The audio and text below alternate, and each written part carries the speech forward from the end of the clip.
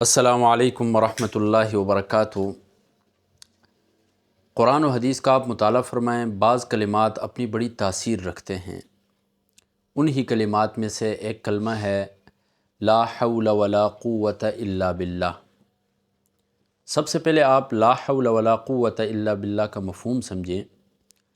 لا حول ولا قوت کا مفہوم اور آسان ترجمہ یہ ہے کہ یا اللہ، گناہ سے بچنے کی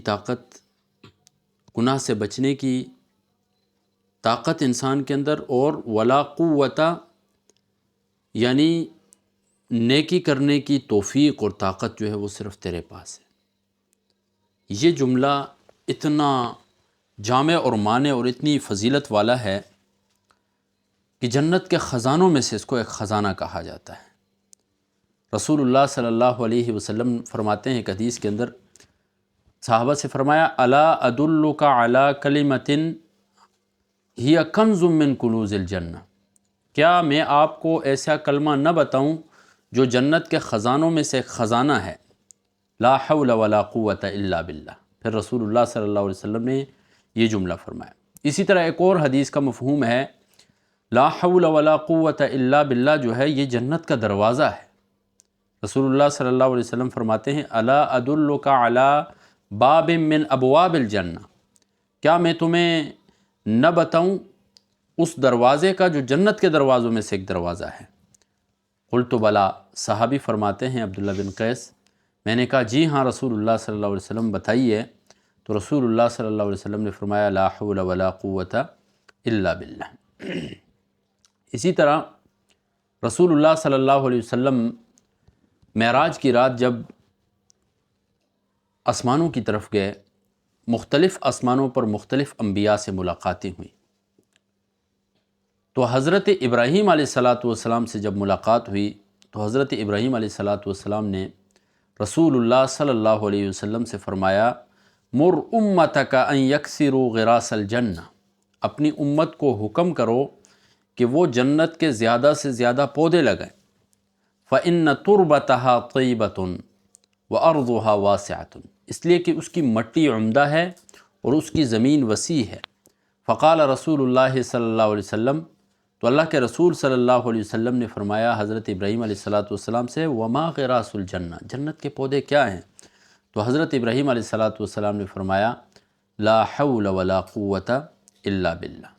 ایک اور حدیث کا مفہوم ہے، رسول اللہ صلی اللہ علیہ وسلم فرماتے ہیں من قال لا حول ولا قوت الا باللہ، جس نے لا حول ولا قوت الا باللہ کا کلمہ کہا، کان دواء من 99 داء، تو یہ 99 بیماریوں کے لیے ایک شفا ہے۔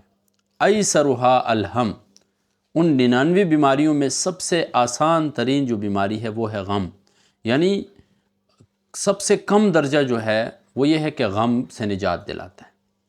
اور بڑے سے بڑی بہت سی بیماریوں میں، یعنی 99 بیماریاں گنائی ہیں حدیث کے اندر، تو ان میں بہت بڑی بڑی بیماریاں بھی آ سکتی ہیں۔